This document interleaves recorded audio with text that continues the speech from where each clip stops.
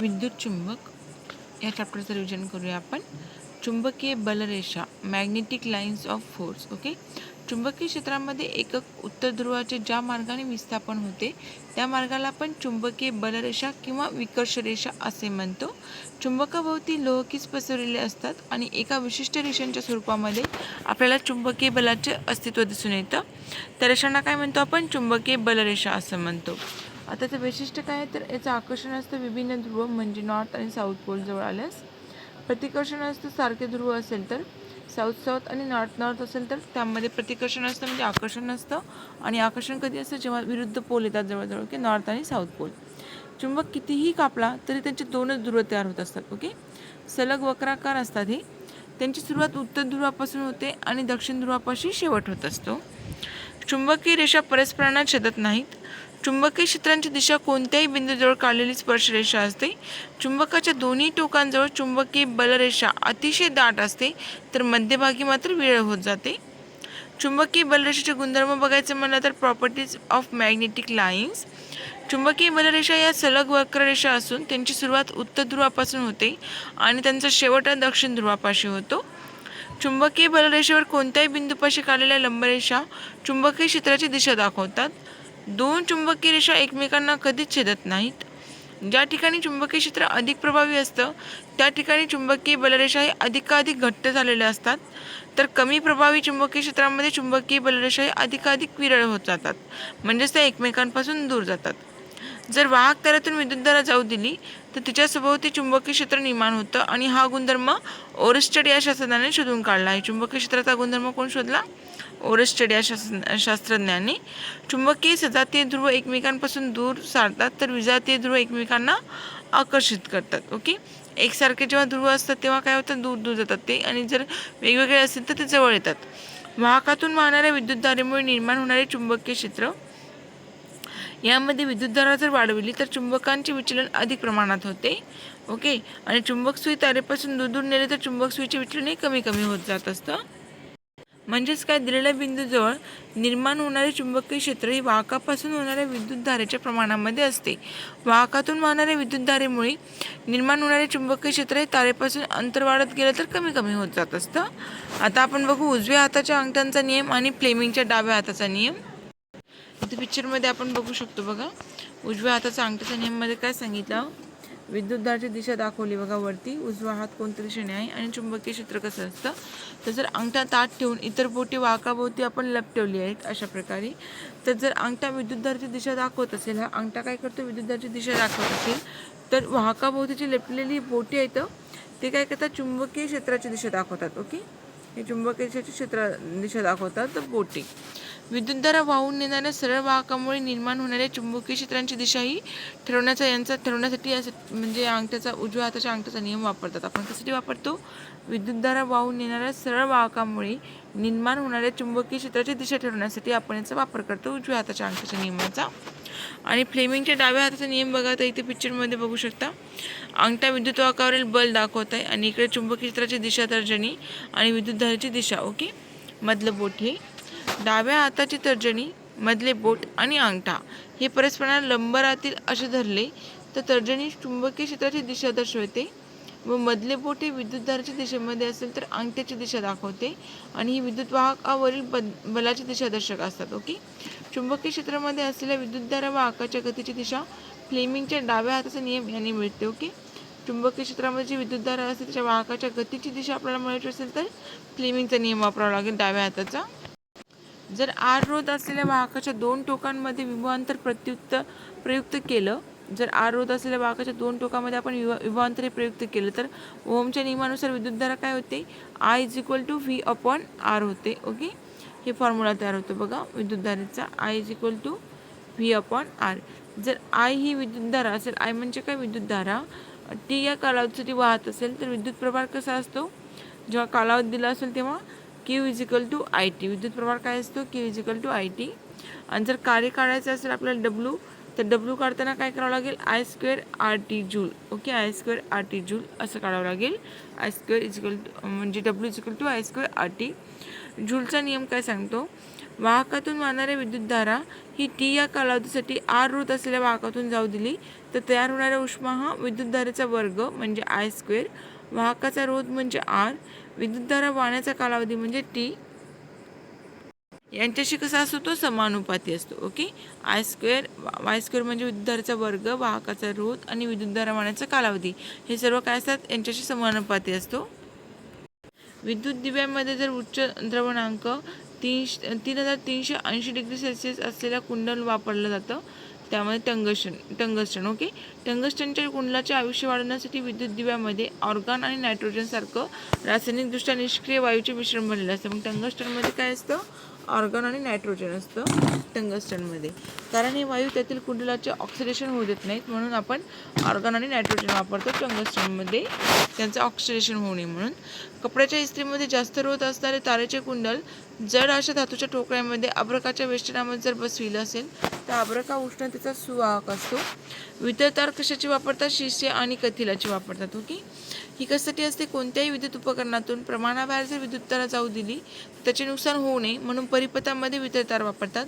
घरगुती वापरासाठी 1A 2A 3A 4A 5A आणि 10A एवढ्या क्षमतेच्या वितळतारा वापरल्या जातात. ओके, शस्त्रक्रिया करण्यासाठी स्नायू कापण्यासाठी गरम केलेली प्लॅटिनमची तार वापरतात. ओके, शस्त्रक्रियेसाठी काय वापरतात, प्लॅटिनमची तार वापरतात, हे लक्षात ठेवूया. अशा प्रकारचे एक्झाम्पल पण क्वेश्चन पेपरमध्ये आपल्याला बघायला भेटतात बघा आयोगाच्या. काय विचारलं यांनी, जर 0.2 अँपिअर विद्युतधारा 418 रोध असलेल्या तारेच्या कुंडलातून 1 मिनिटासाठी प्रवाहित केली तर किती कॅलरी उष्मा निर्माण होईल. ओके, कॅलरीमध्ये विचारली उष्मा आपल्याला. तर आय किती सांगितलं आपल्याला, 0.2A. रोध किती दिला, 418 रोध दिला. ओके, आणि टाईम काय सांगितला, 1 मिनिटं. 1 मिनिटं म्हणजेच काय, 1/60. ओके, आपल्याला सेकंदामध्ये काढायचं ते तर 1/60 करावं लागेल. आणि फॉर्म्युला काय दिलेला आहे उष्मेचा, I square RT upon 4.18 calorie. Okay, कॅलरीमध्ये असल्यामुळे 4.18 भागीला घ्यायचं. मग आता किंमत ठेवावं लागतील यामध्ये. आयची किंमत आहे 0.2, आय स्क्वेअर असल्यामुळे 0.2 इंटू 0.2 आणि आरची किंमत काय दिली आपण, रोधाची 418 आणि टी किती आपला 1/60 म्हणजे 60 सेकंद यायला, म्हणजे 60 यायला आणि भागीला तर 4.18 घ्यायचं आहे आपल्याला. मग याची काटाकाटी वगैरे केली तर आन्सर काय येतं आपलं, 4×60 म्हणजेच किती येतं, 240 कॅलरी येतं. ओके, याची इक्वल टू किती आहे उष्मा, 240 कॅलरी. त्या परिपथामध्ये निर्माण झालेली उष्मा किती राहील, 240 कॅलरी. हा फॉर्म्युला काढायसाठी फक्त म्हणजे हे जर गणित सोडवायचं असेल तर आपल्याला हा फॉर्म्युला माहीत असणे अत्यावश्यक आहे. I square RT upon 4.18. Okay, हा फॉर्म्युला लक्षात ठेवणे आवश्यक आहे. एसआय एकक बघू आपण कशाचं, कोणतं आहे, विद्युतधारेचं एसआय एकक काय, अँपियर पर कुलोम पर सेकंद. विद्युत विभवांतराचं व्होल्ट येतं, विद्युत रोधाचं ओहम येतं, रोधकतेचं ओहम मीटर येतं, विद्युत प्रभाराचं कुलोम, विद्युत शक्तीचं वॅट आणि वेगाचं येतं मीटर पर सेकंद. ओके, बलाचं एसआय एकक येतं न्यूटन, ऊर्जेचं जूल, चालचं मीटर पर सेकंद, प्रभाराचं कुलोम, शक्तीचं वॅट, दाबाचं पास्कल येतं आणि विभवांतराचं व्होल्ट येतं. ओके, आता आपण शक्ती पॉवर बघू. शक्ती म्हणजे काय, कार्य करण्याचा दर असतो. याचं एकक कसं आहे, watt is equal to 1 joule कार्य अपॉन 1 सेकंद म्हणजेच 1 वॅट असतं. 1 किलोग्राम वॅट म्हणजे 1000 वॅट होतं. विद्युत शक्ती काढण्याचं सूत्र काय येतं, power is equal to VI. औद्योगिक क्षेत्रामध्ये किलोवॅट म्हणजे तास, किलोवॅट आवर हे विद्युत शक्तीचे एकक वापरतात. सामान्यपणे त्याला 1 युनिट असं म्हणतात. ओके, 1000 वॅट गुणिले 3600 सेकंद असं करायला लागतं, म्हणजे 3.6 इंटू 10⁻6 वॅट सेकंद येतं. म्हणजे 1 किलोवॅट आवर काय येतं, 3.6 इंटू 10⁻6 जूल येतं. ओके, एका विद्युत, आता याचं एका गणित बघा, एका विद्युत बल्बामध्ये किती 250 वॅट विभवांतराच्या विद्युत स्रोतास जोडला असेल तर त्यामधून 0.70 अँपियर एवढी विद्युतधारा जात असेल तर बल्बाची शक्ती किती आहे, पॉवर विचारलं काढायला आपल्याला. आपल्याला हे किती दिलं आपल्याला त्यांनी, विद्युतधारा V काय दिलं आपल्याला, बल्ब वॅट. ओके, 250 दिलं. विद्युतधारा किती सांगितली आपल्याला, 0.27 अँपियर दिलं आणि पॉवर विचारलं काढायला सांगितलेलं आहे. V म्हणजे काय असतं, विभवांतर असतं. V म्हणजे विभवांतर दिलं 250, विद्युतधारा सांगितली 0.7 अँपियर आणि P विचारलं आपल्याला. तर P इज इक्वल टू काय येतं, VI. हा फॉर्म्युला लक्षात ठेवावा लागेल. P इज इक्वल टू विभवांतर इंटू विद्युतधारा. तर विभवांतर आहे 250 गुणिला 0.27 केलं तर उत्तर काय येतं आपलं 67.5 वॅट येतं. ओके, पॉवरचं एकक काय वॅट आहे म्हणून वॅट घेतलं. म्हणजे विद्युत बल्बची शक्ती किती झाली आपली 67.5 वॅट एवढं उत्तर येतं. ओके, फक्त फॉर्म्युला पाठ झाला तर गणित सोडवण्यासाठी एकदम इझी असतं. जूलचा नियम आपण 3 प्रकारे दाखवू शकतो. हे बघा, I² RT upon 4.18 calorie, V² T upon 4.18. जर विभवांतर दिलं असेल तर V² T करायचं, काळ दिलं असेल तर विभवांतर आणि काळ. आणि जर विभवांतर आणि विद्युतधारा दिलं असेल आणि काळ पण दिलं असेल तर VIT 4 म्हणजे भागीला काय करायचं 4.18 तर घ्यावंच लागेल कॅलरी. ओके, जर बघा विद्युतधारा रोध आणि टाईम दिला असेल तर I² RT अपॉन 4.18 कॅलरी घ्यायचं. जर नाही का विभवांतर आणि टाईम दिला असेल तर V² T अपॉन 4.18 येतं कॅलरी. आणि जर विद्युतधारा दिला असेल, विभवांतर दिलं असेल आणि टाईम दिला असेल तर VIT तिघांचा पण गुणाकार करायचा, भागीला 4.18 कॅलरी घ्यायचं. झालं. आता आपण AC आणि DC बघू. अल्टरनेटिंग करंट आणि डायरेक्ट करंट. DC म्हणजे काय तर डायरेक्ट करंट आणि अल्टरनेटिंग करंट. अल्टरनेटिंग करंट म्हणजे काय तर पत्त्यावरती विद्युतधारा आणि डायरेक्ट करंट म्हणजे काय असतं दिष्ट विद्युतधारा. ओके, अगोदर बघू आपण AC. ही विद्युतधारा आपली दिशा ठराविक काळाने बदलत असते. AC मध्ये काय होतं, विद्युतधारा ही दिशा ठराविक काळाने बदलत असते. बहुतांश ऊर्जा निर्मिती केंद्रामध्ये पत्त्यावरती विद्युतधारेची निर्मिती होत असते. पत्त्यावरती विद्युतधारेचं दिष्ट विद्युतधारेच्या तुलनेमध्ये महत्त्वाचा फायदा म्हणजे काय असतो तर विद्युत शक्तीमध्ये कोणतीही घट न होता ही विद्युतधारा खूप लांबच्या अंतरापर्यंत पारेषित करता येते. ओके, विद्युत शक्तीमध्ये काही घट करावी लागत नाही, कमी करावी लागत नाही. विद्युतधारेचे परिणाम आणि दिशा ठराविक काळाने बदलत असते. घरातील विद्युत हीटर, इस्त्री, रेफ्रिजरेटर यासारख्या उपकरणामध्ये मोठ्या प्रमाणात वापरली जाते. ही AC नावाची जी विद्युतधारा आहे ती म्हणजे आपल्या घरामध्ये वापर केला जातो. पत्त्यावरती विद्युतधारेची आपल्या देशातील वारंवारता साधारणतः किती असते 50 हर्ट्ज इतकी असते. ओके, AC किती असतो आपल्या वारंवारता आपल्या देशामध्ये 50 हर्ट्ज एवढा असतो. आणि DC बद्दल बघायचं म्हणजे एकाच दिशेने वाहतो नेहमी हा, पण AC मध्ये कसं दिशाही बदलत असते. DC मात्र एकाच दिशेने वाहतो. आणि DC मध्ये वाढू पण शकते, स्थिर पण असू शकतो किंवा कमी पण होऊ शकतो. विद्युतधारेचे परिणाम आणि दिशा पण स्थिर असतात. DC मध्ये विद्युतधारेचे परिणाम आणि दिशा स्थिर असते. घरगुती उपकरणासाठी या विद्युतधारा मोठ्या प्रमाणात वापरता येत नाही. DC ची वारंवारता मात्र 0 असते. ओके, AC ची किती होती वारंवारता 50 हर्ट्ज इतकी होती, पण DC ची वारंवारता 0 असते. आता बघू आपण इलेक्ट्रिक जनरेटर, विद्युत जनरेटर. ओके, हे विद्युत चुंबकीय परिवर्तनाच्या तत्वावर कार्य करत असतं. यामध्ये AC आणि DC बघू. अल्टरनेटिंग करंट आणि डायरेक्ट करंट. अल्टरनेटिंग करंटमध्ये बघा विद्युत जनरेटर यांत्रिक ऊर्जेचे रूपांतर AC विद्युतधारेमध्ये करतं.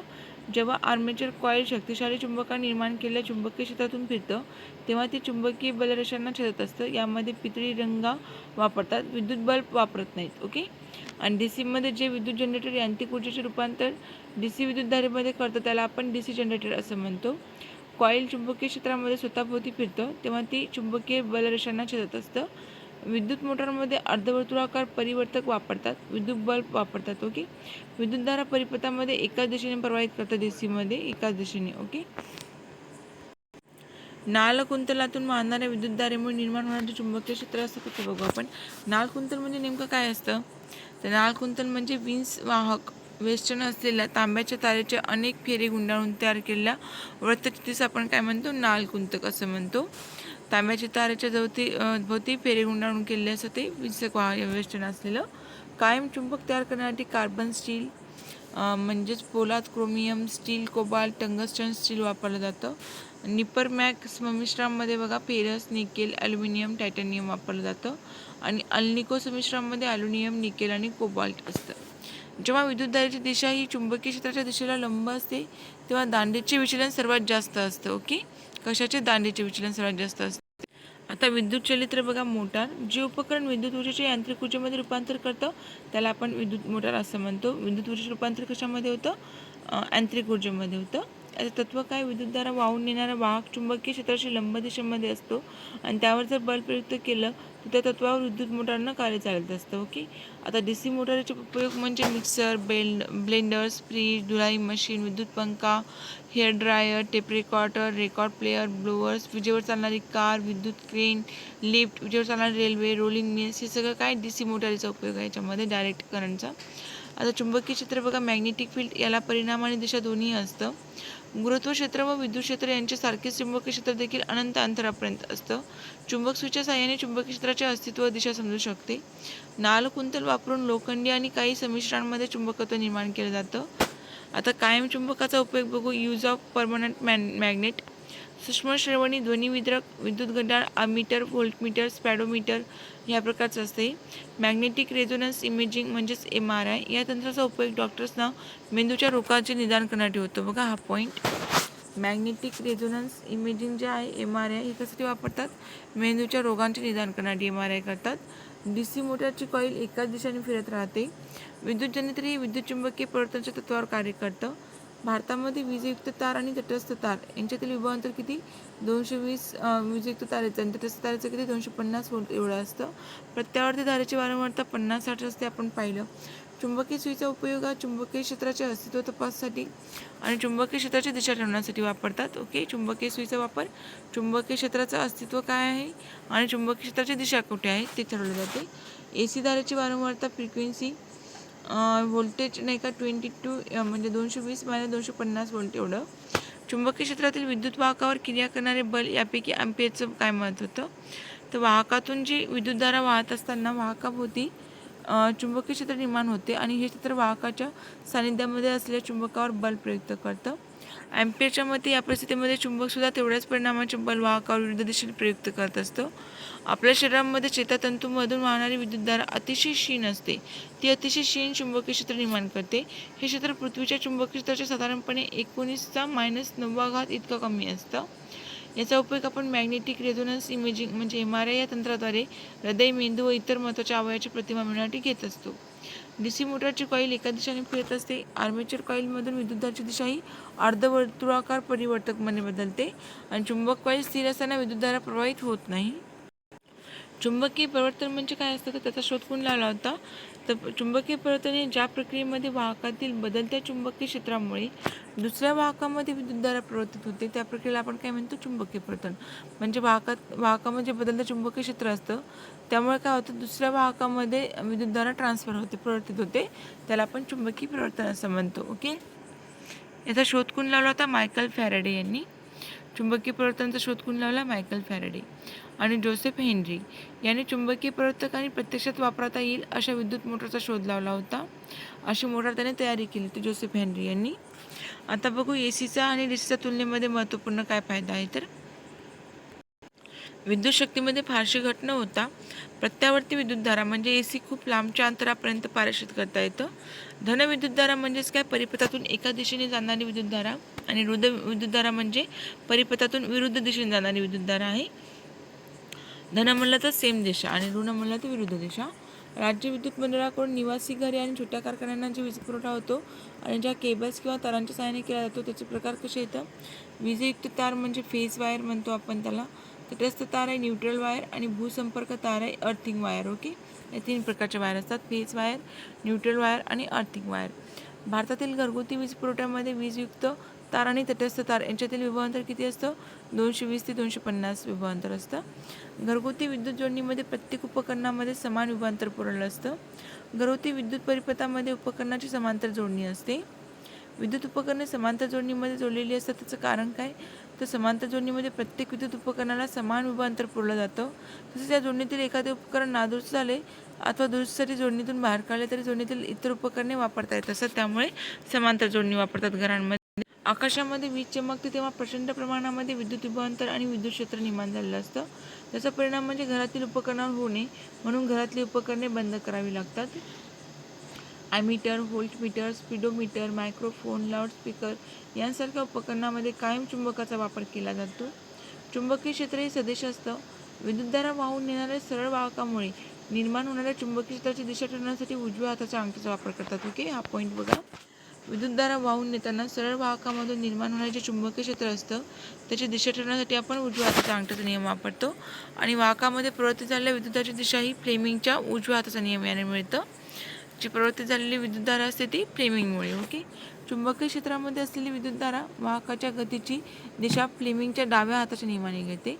उजवा हात म्हणलं तर वाहकामध्ये प्रवर्तित झालेली विद्युतधारेची दिशा कळते आणि चुंबकीय क्षेत्रामध्ये असलेली विद्युतधारा ही वाहकाच्या गतीची दिशा फ्लेमिंगच्या डाव्या हाताच्या नियमाने कळत असते.